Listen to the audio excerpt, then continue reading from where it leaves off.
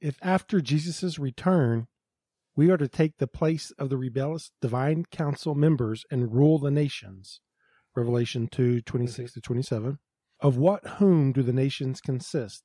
Does Mike agree with the premillennialism idea that resurrected, glorified saints will rule over a still fallen world that includes unglorified unbelievers?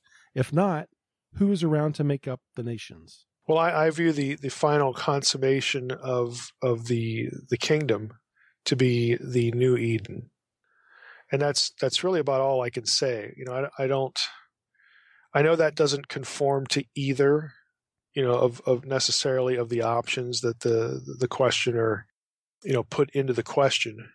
So I, in that respect, I don't follow either traditional premillennial thinking or traditional amillennial thinking. I think that there will be the final form of the kingdom is going to be on earth, and I view it as the new earth. So who's occupying the nations? The answer would be, people, glorified people or whatnot. I don't think you have to have bad guys to be able to rule over the nations, to be able to displace and replace the rebellious sons of God and reconstitute the divine council. I don't know why you need fallen people to do that. Because the whole idea of ruling over the nations is you maintain, you go back to Eden, you maintain, you administer, and you of course enjoy the world, the creation that God has made.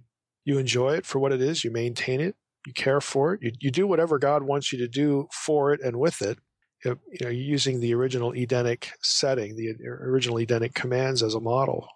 And again, we're not told a whole lot, about how this is going to work, but I don't see the necessity of having, fallen people in a future millennium. I actually don't even like the term millennium, even though I believe in a coming earthly kingdom, because to me, millennium is too short.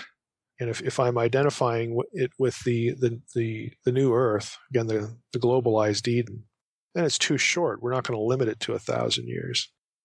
So on the one hand, I affirm this element of what premillennialism traditionally has affirmed, a coming future literal kingdom, however you want to say that, and that amillennialists just don't seem to like. Again, they're preferring the kingdom being now, totally, period.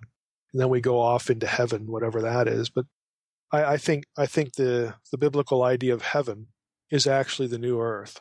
So, if that fits in somebody's system, that's nice. If it doesn't fit into somebody's system, that's okay too. I don't worry about how I'm sort of tiptoeing through systems too much.